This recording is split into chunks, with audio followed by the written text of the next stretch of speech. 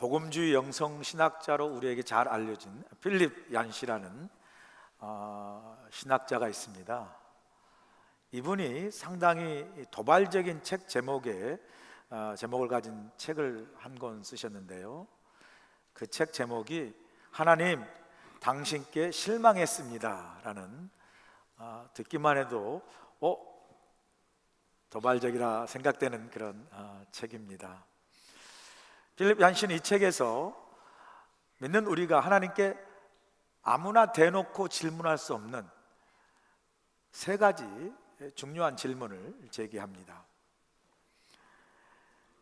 이 책에서 필립 얀시는 믿는 그리스도인들이 교회에서 배운 하나님의 본성과 성품으로는 이 설명하기 힘든 삶의 불의를 경험할 때 우리는 하나님에 대해서 실망과 의심을 갖게 된다는 거죠. 삶의 불의한 현실을 경험할 때 이 하나님의 본성과 성품으로는 설명할 수 없는 그런 상황에 직면할 때 우리가 믿었던 우리 믿음의 회의가 들어오고 그 과정 속에서 우리는 세 가지 질문에 도달할 수밖에 없다라고 말합니다. 하나님께 실망하고 회의가 들어오는 그 순간에 우리 마음에 파고드는 하나님을 향한 이 세 가지 질문이 무엇인가 하면요, 첫 번째가 하나님은 과연 공평하신가? 두 번째가 하나님은 왜 침묵하시는가? 세 번째가 하나님 그래서 왜 숨어 계시는가? 이 질문을 우리가 살면서 우리가 이해할 수 없는 불의한 일을 경험할 때 이러한 하나님을 향한 질문을 우리가 내면 속에서 갖게 된다라고 말합니다. 필립 얀시가 던져준 이 세 가지 질문 중에 첫 번째 질문, 하나님은 과연 공평하신가? 라는 이 질문을 오늘 우리가 읽은 본문에서도 사도 바울이 제기하고 있는 것을 우리가 볼 수 있습니다. 본문 14절 보실까요?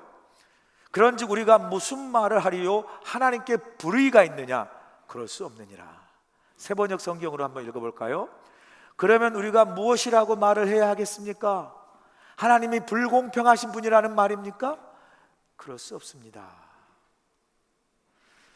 여기서 사도 바울은 하나님은 불공평하신 분입니까? 라고 질문을 하고 있습니다. 이 질문의 배경은 바로 앞선 13절에서 지난주 우리가 보았던 하나님의 주권적 선택에 대한 질문이죠. 기억나시나요? 13절에 보시면 하나님은 야곱을 사랑하시고 에서는 미워하셨다라는 이 하나님의 주권적 선택에 대해서 우리가 하나님을 향해서 It's not fair, 하나님 공평하지 않습니다 라고 우리가 항변할 수 있다는 거죠. 왜냐하면 이런 하나님의 주권적 선택은 우리의 일반적 상식에서도 어긋나는 거죠. 아직 태어나지도 않았는데 누구는 사랑하고 누구는 미워할 수 있다는 말입니까? 이거 얼마나 억울하고 불공평한 일입니까? 또 우리가 평등과 공평을 사회적 정의로 기준 삼고 가치 삼는 이 시대에 하나님의 이러한 불공평은 우리가 납득할 수 없는 것이죠. 그래 이런 질문을 제기할 수밖에 없다는 거죠.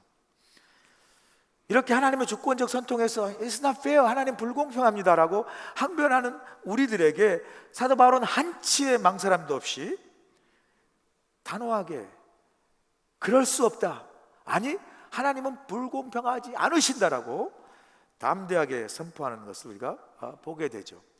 그러면 하나님이 불공평하지 않으신다는 이 사도 바울의 담대한 선포의 근거와 이유는 어디에서 찾을 수 있는 것입니까? 오늘 본문에서 우리는 사도 바울이 하나님의 불공평하지 않음을 담대하게 선포한 그 근거와 이유 속에 우리는 중요한 믿음의 교훈을 우리가 배울 수 있습니다. 오늘 본문의 사도 바울이 하나님은 불공평하지 않으신다라고 담대하게 선포한 세 가지 중요한 이유, 첫 번째가 무엇입니까?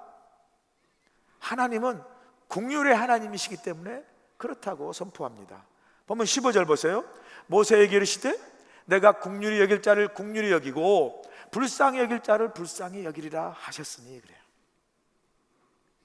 바울은 하나님이 야곱과 에서를 선택하는 그 주권에 있어서 우리가 불공평하다고 여기는 그러한 우리의 항변성 질문에 대해서 하나님이 모세를 택하신 그 이유를 통해서 해답을 주고 있습니다.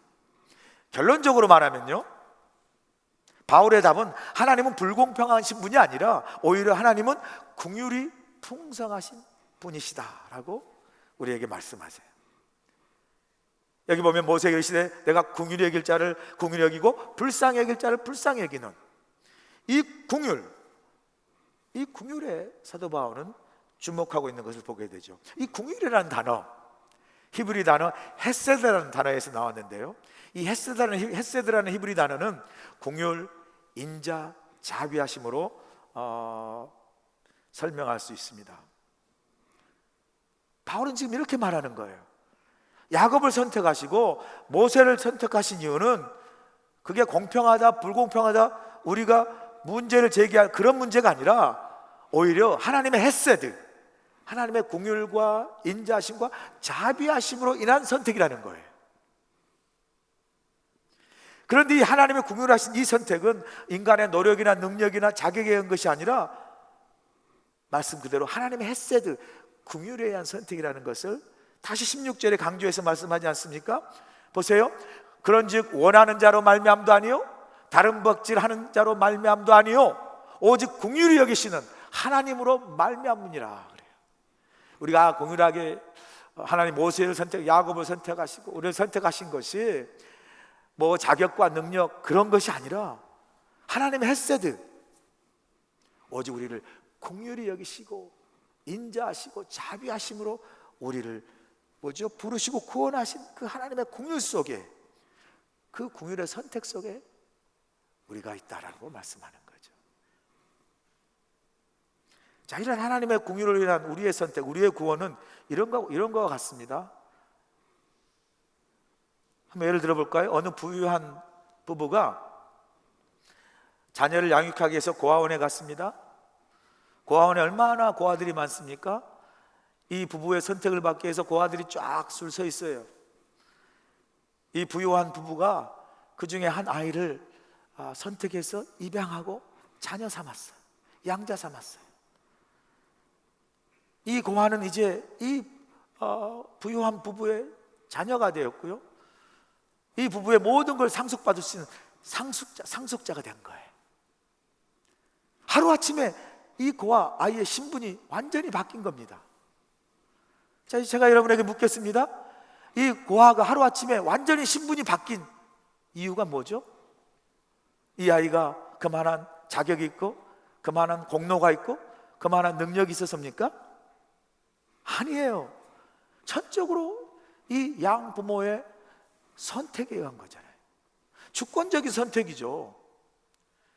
이 아이를 향한 이 양부모의 무조건적인 선택 속에 담긴 긍휼과 자비함과 인자함, 이 헤세드에 의해서 이 자녀가 이 부부의 상속자가 된 거 아니겠어요? 바로 이 상황이 정확하게 오늘 본문 15절 설명해 주고 있다는 거죠. 본문 15절 다시 보실까요? 모세에게 이르시되 내가 긍휼히 여길 자를 긍휼히 여기고 불쌍히 여길 자를 불쌍히 여기리라. 하나님의 주권에, 하나님의 긍휼에 선택받는 거라는 거죠. 여기서 우리가 고아원에 이 아이를 양자로 삼은 양부모를 향해서 이렇게 말할 수 있습니까? 아니, 이왕 자녀를 양육하기 위해서 고아원에 갔으면 그 다른 아이들을 다 양육하지 어떻게 그 한 아이만 양육할 수 있습니까? 그건 불공평합니다 라고 따질 수 있어요? 이건요, 그렇게 따질 수 있는 문제가 아니라 이 양부모가 그 어린 한 아이를 향한 그 긍휼로 인한 무조건적인 선택, 이건 공평과 불공평한 문제가 아니라 그 양부모가 그 아이를 향한 긍휼에 기초한 주권적인 선택인 거예요. 하나님의 주권적 선택도 마찬가지라는 거죠. 하나님을 향해서 왜 에서는 선택하지 않고 야곱은 선택합니까? 이건 불공평합니다 이렇게 문제 삼을 그러한 문제가 아니라는 거예요. 한 가지 예를 더 들어볼까요? 한 아이가 다른 친구 10명과 함께 이제 여름에 물놀이를 하러 갔습니다. 물놀이를 한참 재밌게 하다가 갑자기 급류가 밀려와서 그 10명 아이 중에 이 한 아이를 포함한 3명의 아이가 떠내려가는 거예요. 올라갔다 내려갔다 이제 급류에 떠내려가서 그냥 두면 죽을 익사할 그런 상황에 놓이게 된 거죠.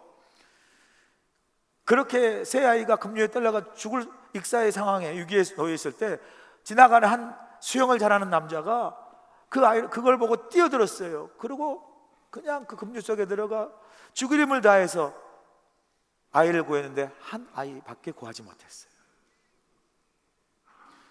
구사일생으로 살아난 이 아이가 살아나가지고 이 자기를 구한 남자에게, 사람에게 이렇게 말할 수 있습니까? 아니 왜 나만 구했습니까? 이왕 구할 거면 나머지 2명도 구해야 될 건데 왜 나만 구했습니까? 이렇게 따질 수 있습니까? 그리고 이 한 남자가 그 아이를 구하는 그 상황을 본 여러 사람들이 이렇게 말할 수 있습니까? 아이고, 수영장에서 이왕 들어갔으면 3명 다 구하지 한 명만 똘랑 구하고 나옵니까? 라고 그렇게 비판할 수 있습니까? 절대 그럴 수 없다는 거예요. 이 사람이 행한 일에 대해서 절대 불공평하다고 말할 수 없다는 거죠. 여러분, 구사일생으로 살아가는 이 아이가 오직 그 사람에게 할 수 있는 말이 뭐겠어요? 제 생명을 구해 주셔서 감사합니다, 평생 이 은혜 잊지 않겠습니다, 이 말 외에 더 할 말이 있을까요? 이 용감하게 자신의 생명도 아끼지 않고 뛰어들어가서 한 아이를 구한 그 사람을 본 많은 사람들이 그 사람에게 살 수 있는 말이 뭐겠어요? 당신 이 아이의 생명을 구했습니다, 정말 훌륭한 일을 했습니다, 이렇게 칭찬하는 거 말고 더 다른 할 말이 있을까요?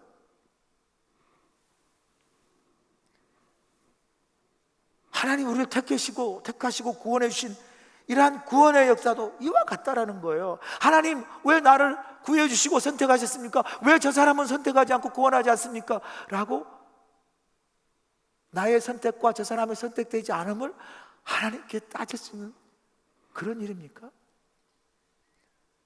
우리가 할 수 있는 말은 딱 한 가지예요. 나를 선택해 구원하셨으면 하나님, 아무 공로나 자격 없는 나 같은 죄인을 선택해 주시고 구원해 주신 하나님 은혜 오직 감사할 뿐입니다 라고 고백할 거 외에 뭐가 있겠습니까? 아멘이신가요? 이거 왜 우리가 할 말이 없는 거예요?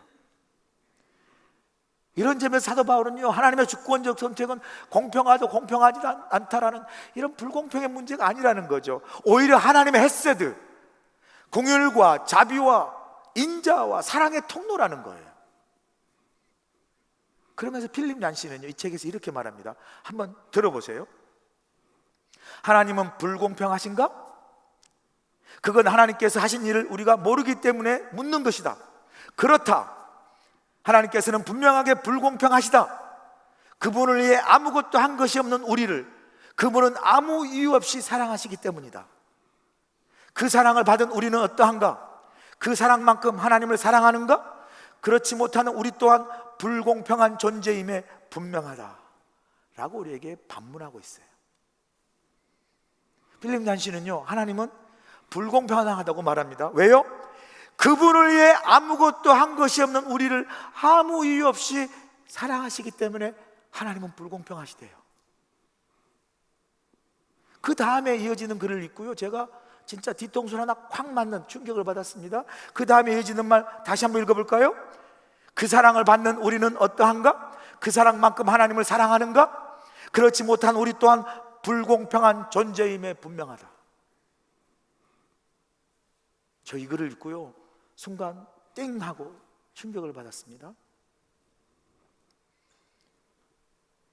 정말 불공평하시다면요, 우리를 향해서가 아니라 하나님은 하나님 자신을 향해서 불공평하신 분이에요. 왜요? 그분을 위해 아무것도 한 것이 없는 우리를 아무 이유 없이 사랑하시는 그 하나님은 우리를 향해서가 아니라 자신을 향해서 불공평하신 분이라니까요. 바보 같은 분이시잖아요. 다 이유 없이 사랑하시고도 아무것도 이유 없이 우리를 사랑하시는, 받으신 게 없어요. 그래서 우리가 깨닫게 되지 않습니까? 그래서요, 깨닫는 거예요. 정말 불공평하고 정말 불공평을 행하고 있는 것은 하나님이 아니라 바로 우리 자신이에요. 우리예요, 우리. 이렇게 말하지 않습니까? 그런 우리는 어떠한가? 그 사랑받은 우리는 그 사랑만큼 하나님을 사랑하는가? 사랑하지 못하잖아요. 그러니까 누가 정말 불공평한 존재입니까? 우리예요. 누가 정말 불공평을 행하고 있습니까? 우리예요. 우리가 하나님께 불공평을 행하고 있는 거예요. 하나님 우리에게 행하시는 게 아니라니까요. 왜 하나님의 헤세드, 공일과 자비의 인자하심을 통한 주권적 선택이 우리에게 은혜입니까? 하나님은요, 하나님 자신에게 불공평을 행하시고 정말 하나님에게 우리가 불공평을 행함에도 불구하고 여전히 헤세드의 사랑에 기초한 주권적 선택을 통해서 어떻게 해요? 우리를 선택해 주시고 구원해 주시고 자녀로 사랑해 주시는 이 헤세드, 하나님의 공율, 자비, 인자하심, 사랑하는 여러분, 이 하나님의 주권적 은혜에 기초한 하나님의 사랑, 헤세드에 정말 감사할 수 있는 여러분 되시길 간절히 축원합니다. 두 번째, 사도 바울이 하나님이 불공평하다고 단호하게 선포하는 근거가 뭐죠?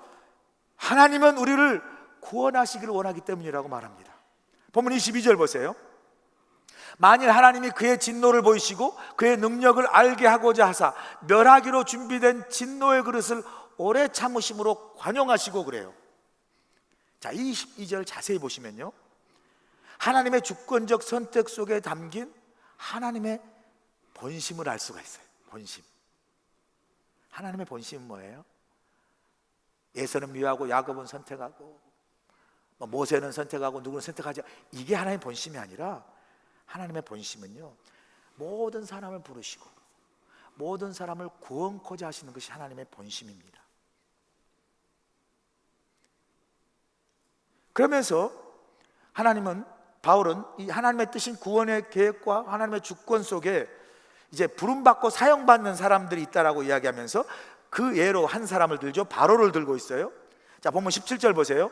성경이 바로에게 이르시되 내가 이 일을 위하여 너를 세웠으니 곧 너로 말미암아 내 능력을 보이고 내 이름이 온 땅에 전파되게 하려 함이라 하셨으니 그래요. 그러니까 하나님이 바로를 주권적으로 세우신 이유와 목적이 뭐라고요? 하나님이 그를 통해서 하나님의 능력을 나타내고 하나님의 일이 온 땅에 퍼지게 하기 위해서 바로를 사용하셨다, 세웠다라고 말하죠. 그러면서 이어서 바울은 본문 18절에 이렇게 말씀합니다. 그런즉 하나님께서 하고자 하시는 자를 긍휼히 여기시고 하고자 하시는 자를 완악하게 하시느니라. 이게 무슨 말입니까? 바울은 하나님의 주권적 선택으로 인해서 모세처럼 하시고자 할 때 긍휼히 여기는 자로 모세를 택하고 또 하나님께서 하시고자 하는 그 뜻 속에서 완악하게 사용하기를 원하는 바로를 또 주권적으로 세웠다라는 거죠. 자, 이런 하나님의 주권적 선택과 사용을 두고 또 우리는 하나님께 항변할 수가 있죠. 어떻게 항변할 수 있습니까? 그게 본문 19절이에요. 본문 19절 보시면 혹 내가 내게 말하기를 그러면 하나님이 어찌하여 허물하시느냐, 누가 그 뜻을 대적하느냐 하리니 그래요. 자, 앞부분의 이 질문, 혹 내가 내게 말하기를 그러면 하나님이 어찌하여 허물하시느냐, 이 말씀 뭐냐면요, 아니 하나님, 모세는 그렇다 치더라도 바로는 하나님이 그를 완악하게 사용하시기 위해서 주권적으로 부르셔서 세웠으면 바로가 그렇게 완악하게 행한 모든 허물들이 왜 바로의 책임입니까? 하나님께서 바로를 주권적으로 사용하셨으면 하나님이 바로의 그 허물을 책망하시면 안 되죠. 그 불공평하신 거죠 라고 반문한다는 거죠. 이런 일에 대해서 바로 이어지는 9절에서 사도 바울이 뭐라고 얘기합니까? 누가 그 뜻을 대적하느냐 이야기하죠. 아니 바울을 바로를 그렇게 악하게 사용하셨으면 그게 하나님 책임이니 바로의 책임입니까? It's not fair, 불공평합니다라고 말하는 우리를 향해서 사도 바울은 누가 하나님의 뜻을 대적하느냐 이야기하면서 반문하죠. 그 말은 뭐냐면 누가 하나님이 정한 뜻을 가지고 왈가왈부하느냐 이렇게 말한 다음에 본문 20절에서 강하게 이야기합니다. 20절 보세요. 이 사람아, 내가 누구에게 감히 하나님께 반문하느냐? 지음을 받은 물건이 지은 자에게 어찌 나를 이같이 만들었느냐 말하겠느냐 이야기하죠. 이 구절에 사도 바울의 이 단호함이 느껴지지 않습니까? 이 사람아, 잠 깨셨죠? 네가 누구길래 감히 하나님의 이러한 뜻에 반문하고 따지느냐 이렇게 묻는 거예요. 제가 이 구절을 이제 묵상하면서요 피식 웃음이 나더라고요. 왜냐하면 갑자기 지난 우리 추수감사절에 정말 열심히 하모니카로 탬버린으로 찬양했던 우리 시므온 선교회 80에서 100세에 해당되는 우리 교회 최고의 어른이신 시므온 선교회 나오셔서 여러분 말씀하신 거 들으셨죠? 시므온 선교의 표어가 뭐예요? 표? 난 처음에 그게 두 가지로 잘못 알아들었어요. 하나는 빼빼로 아니면 빠삐용 그런 자리, 그게 아니라 빠삐따. 빠삐따가 뭐죠? 빠지지 말고 삐지지 말고 따지지 말자. 너무 좋아요. 너무 좋아. 우리 변봉 권사님 96세 되신 그 권사님이 속해 있는 이 선교회, 그 시몬 선교회에서 표어가 빠삐따, 빠지지 말고 삐지지 말고 따지지 말자. 왜 이런 표현을 지으셨을까? 긴 인생을 살아보니까 그게 삶의 지혜에서 묻어나온 지혜가 아니겠어요? 살면서 이렇게 저렇게 하면서 그냥 삔질삐질 빠지지 말고, 조그만 일에 삐지지 말고, 그 조그만 일에 그냥 따지지 말고, 하나님이 우리에게 헤세드 긍휼과 은혜를 베푸신 것처럼 서로를 향해서 하나님 은혜 가운데 살자, 이런 고백 아니겠어요? 아멘? 그러면서 지음받은 물건이 만든 사람에게 왜 나를 이렇게 만들었냐고 따질 수 없다라고 이야기하고, 바울은 다시 토기장이와 진흙의 비유를 들어 설명합니다. 본문 21절 보세요. 토기장이가 진흙 한 덩어리로 하나는 기이 쓸 그릇을, 하나는 천이 쓸 것을 만들 권한이 없느냐? 토기장이가 진흙으로 원하는 것을 자기 뜻대로 만들 권한이 있죠. 천한 그릇, 귀한 그릇 자기 마음대로 뜻대로 만들 권한이 없겠습니까? 근데 사도 바울은요, 여기서 토기장이가 마음대로 자기 뜻대로 원하는 것을 만들 권한을 말씀하고 싶은 게 아니에요. 진짜 사도 바울이 토기장이 비유를 통해서 우리에게 던지고 싶은 메시지는 토기장이 하나님의 본심이에요. 그 본심이 뭐죠? 21절에 나와 있어요. 22절에 만일 하나님이 그의 진노를 보이시고 그의 능력을 알게 하고자 하사 멸하기로 준비된 진노의 그릇을 오래 참으심으로 관용하시고, 그래요. 관용하시고. 토기장이신 하나님이 자신 뜻대로 모든 그릇을 원하는 대로 만들 수 있지만 그 토기장의 본심은 뭐예요? 토기장이신 하나님이 그냥 성질과 치미가 고약하셔가지고 일부러 그냥 그릇 만들어가지고 만드는 그릇마다 쭉쭉 그냥 여러분 도자기 만들 때 보시잖아요. 깨뜨리고 막 부셔버려요. 이걸 전문용어로 파상한다라고 그래요. 파상한다. 그러니까 도자기를 막 만들자마자 다 부셔버리고 깨버리는 거예요. 그러기 위해서 토기장이가 진흙을 빚을까요? 그건 토기장의 본심이 아니죠. 하나님께서 뭐든지 다 만들고 다 하실 권한이 있지만 사도 바울은 하나님의 권한이 본심이 아니라, 핵심이 아니라, 원래 하나님의 본심은 뭐죠? 20에 보니까 멸하기로 준비된 진노에 그릇된 그 그릇을 그냥 토기장이가 권한대로 그냥 마음대로 파상하고 부셔버리고 깨버리는 게 아니라 오래 참으시고 관용하심으로 그 그릇을 사용하시길 원하신 것이 하나님의 본심이라는 거예요. 하나님의 본심이라는 거예요. 그런데 여러분, 그 멸하기로 준비된 진노의 그릇이 누구라고 이야기합니까? 사도 바울은 친절하게, 그게 누구라고 본문 24절에 말합니다. 이 그릇은 우리니, 곧 유대인 중에서뿐만 아니라 이방인 중에서도 부르신 자니라 그래요. 이 준비되어 멸하기로 파상하여 부셔버릴 만한 그런 진노의 그릇이 누구냐고요? 이방인 중에 있었던, 그리고 유대인 중에 있었던, 그리고 오늘 이 자리에 있었던 우리였다라는 거예요. 여러분, 우리였다라는 거.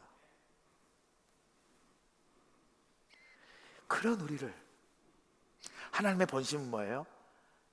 에이 마음에 안 들어하고 파상하고 부셔버리는 게 아니라 오래 참으심으로 관용하셔서 깨뜨려 버리지 아니하시고, 그런 우리를 여전히 선택하시고 부르시고 구원해 주시고 하나님 자녀 삼으신 것, 이것이 바로 하나님의 긍휼이고 하나님의 주권적인 선택이라. 할렐루야. 이렇게 우리를 향해서 베푸신 하나님의 은혜와 사랑을요, 사도 바울은 호세아, 구약성경 호세아서를 인용해, 말씀을 인용해서 우리에게 말합니다. 본문 25절, 26절이 바로 그 말씀이에요. 호세아 그래도 이르기를 내가 내 백성이 아닌 자를 내 백성이라, 사랑하지 아니한 자를 사랑한 자라 부르리라. 너희는 내 백성이 아니라 한 그곳에서 그들이 살아계신 하나님의 아들이라 일컬음을 받으리라 함과 같으니라 말씀하세요. 우리가 누구였다고요? 우리는 진노의 그릇이었는데요, 구체적으로 누구였습니까? 하나님의 백성도 아니었어요. 하나님의 백성도 아니었어요. 하나님이 사랑하지도 않은 사람이었어요. 정확히 말하면요, 하나님의 사랑받을 만한 자격이 없는 사람이었어요. 그런 우리를 어떻게 해요? 하나님의 백성으로 부르셨고, 사랑하지도 아니한 자를 사랑한 자로 택하여 우리를 뭐예요? 구원해 주시는 하나님의 은혜를 우리에게 베푸셨다. 이게요, 어떤 하나님의 마음에서 나옵니까? 긍휼하심, 헤세드. 그래서 오래 참고 관용하심으로 우리를 택하시고 부르시고 구원해 주셨다. 그래서 그릇을 마음대로 부시고 그릇을 마음대로 깨트리는 파상의 고난이 아니라 하나님의 원래 본심은 그런 그릇이라도 귀하게 택하셔서 구원하시고 자녀 삼아 사용하시는 하나님의 은혜가 저와 여러분이 받은 놀라운 은혜인 줄로 믿습니다. 다시 한번 우리 기억하시죠? 우리는요, 비싸고 아주 비싼 명품 브랜드의 그릇이 아니에요. 영국의 가장 세계적으로 유명한 명품 브랜드 그릇이 뭡니까? 왜 모른 체 하세요? 폿 메리온. 비싸요.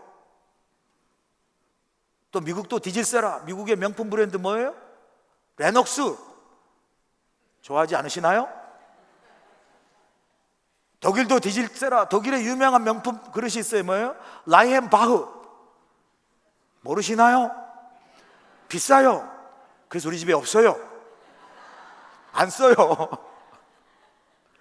여러분, 우리는 이런 그릇이 아니에요.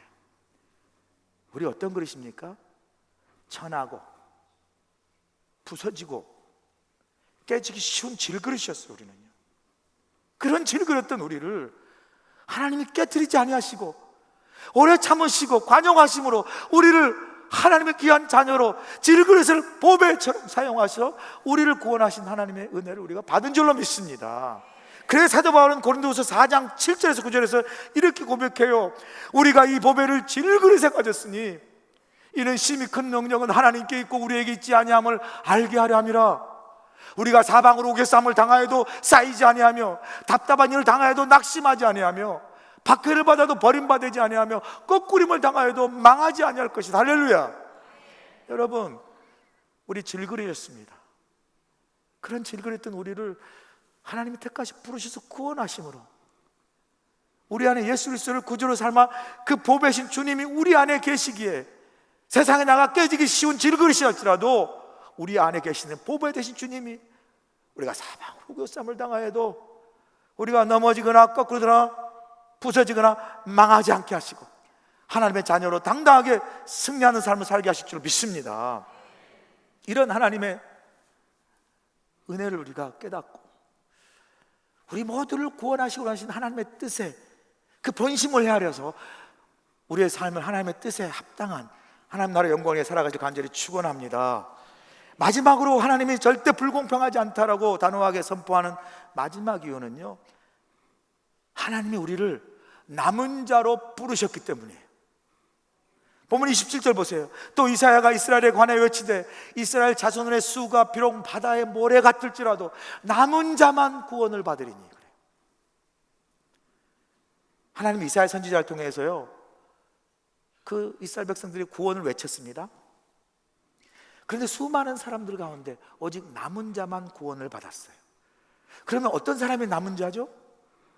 바로 하나님께서 이사야 선지자를 통해서 외칠 때 하나님 말씀에 귀 기울이고 그 말씀에 청종하며 순종한 사람들이 남은 자가 된 거예요. 저 이 말씀을 들으면서요, 우리가 하나님께 예배하고 설교를 듣고 말씀을 들어도요, 모두가 다 똑같이 은혜로 반응하는 게 아니에요.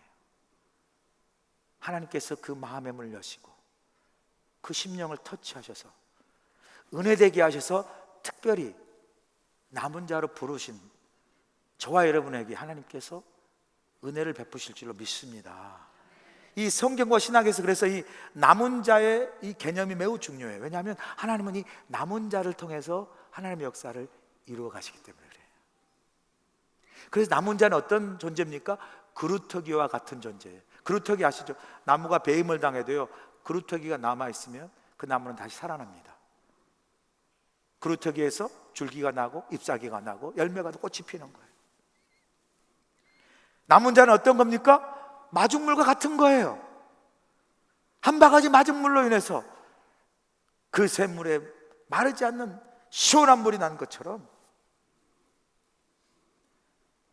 이스라엘 백성 모두가 하나님 메시지에 귀를 기울이지 않았지만, 그러나 그 말씀과 그 하나님의 부르심에 순종하고 나온 남은 자들을 통해서 하나님의 역사는 계속 이루어 가셨다라는 거예요.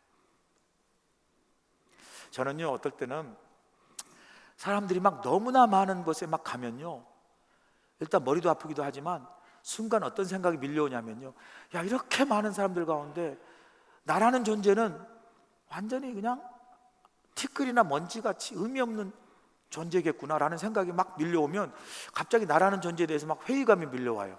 나는 세상에 살아도 진짜 이 많은 사람 중에 나는 진짜 먼지와 티끌 같은 사람이구나, 존재구나 라는 생각이 밀려오면요, 괜히 인생이 막 허무하고 막 그냥 공허한 그런 느낌이 순간 밀려올 때가 있거든요.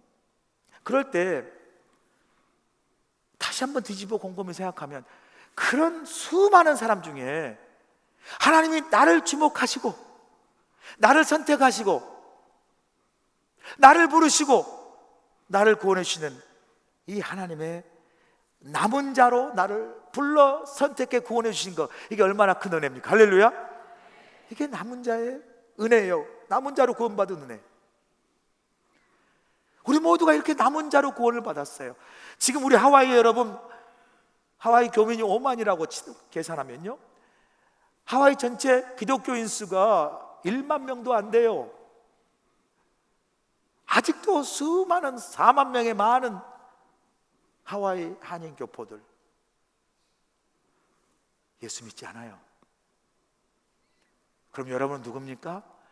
그 중에서 하나님이 구원하여 부르시고 이 자리에 하나님의 자녀를 있게 하신 선택된 남은 자인 줄로 믿습니다. 이게 은혜예요. 이게 은혜예요. 축복이에요. 그런데 여기서 중요한 건 또 있어요. 이 남은 자로 받은 이 구원의 은혜에 감격할 뿐만 아니라 사도 바울은 여기에서 남은 자인 우리에게 사명이 있다라고 말합니다. 그게 본문 29절 마지막 절이에요. 또한 이사야가 미리 말한 바 만일 만군의 주께서 우리에게 씨를 남겨두지 아니하셨더라면 우리가 소돔과 같이 되고 고모라와 같이 같았으리라 함과 같으니라 그래요. 이스라엘 백성이 하나님께 불순종함으로 다 멸망할 수밖에 없었는데 하나님께서 뭐예요? 남겨둔 그 씨 때문에 이스라엘 백성이 소돔과 고모라처럼 완전히 멸망되지 아니하고 하나님의 구원함을 입었다 말씀하는 거예요. 이 남겨둔 씨, 이게 남은 자예요. 남은 자로 구원받은 은혜 감사하지만 동시에 남은 자는 뭐예요? 남겨둔 씨처럼 하나님의 역사를 이루는 통로가 되고, 하나님의 구원의 역사를 이루는, 생명의 구원의 역사를 이루는 뭐예요? 하나님의 도구가 되는 사명이 있다라는 거예요. 사명이.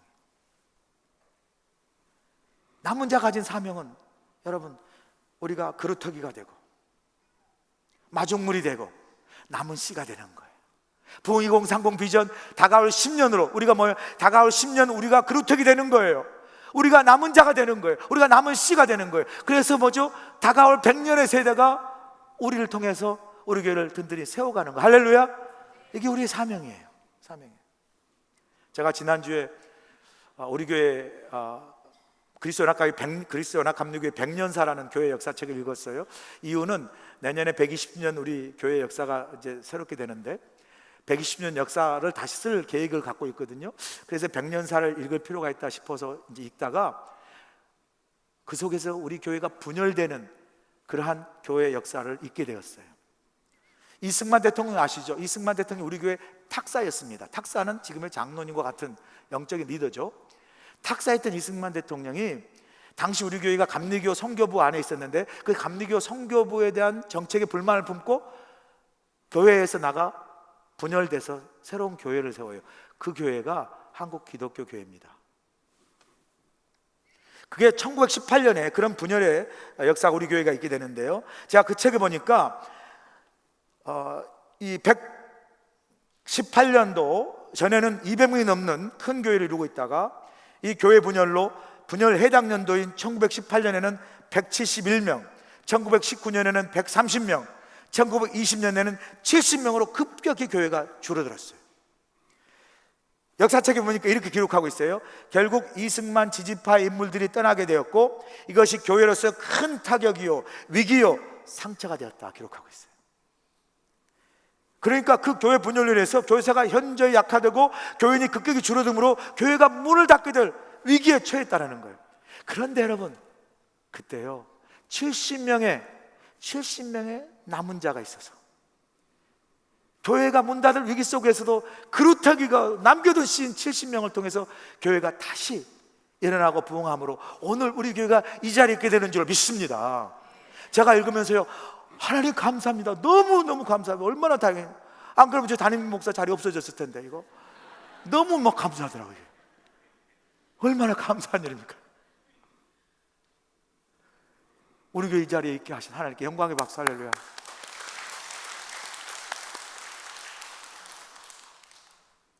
사랑하는 여러분, 하나님은 불공평하지 않으세요.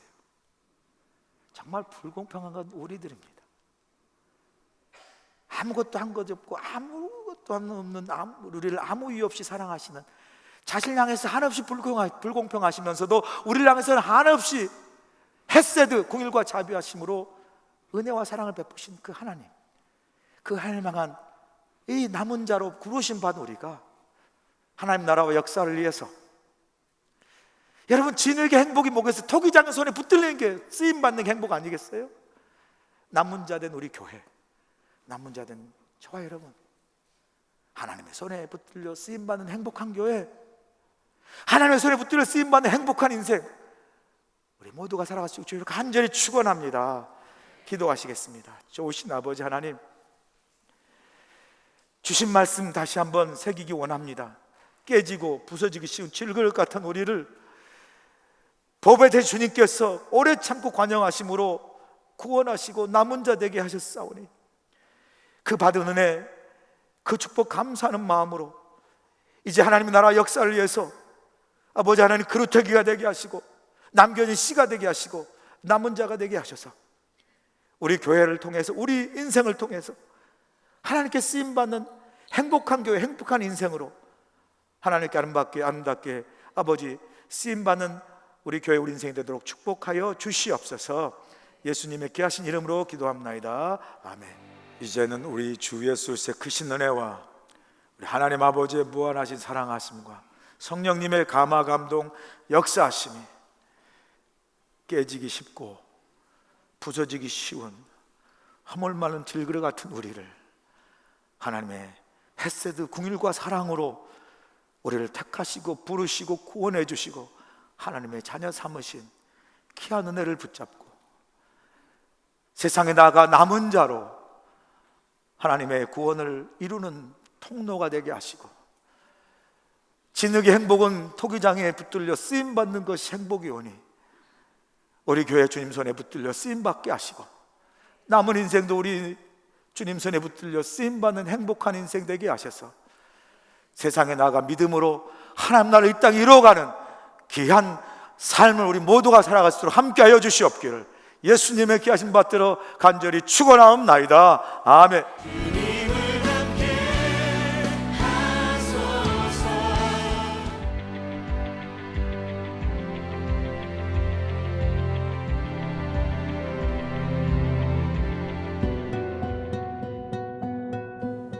알로하, 환영합니다.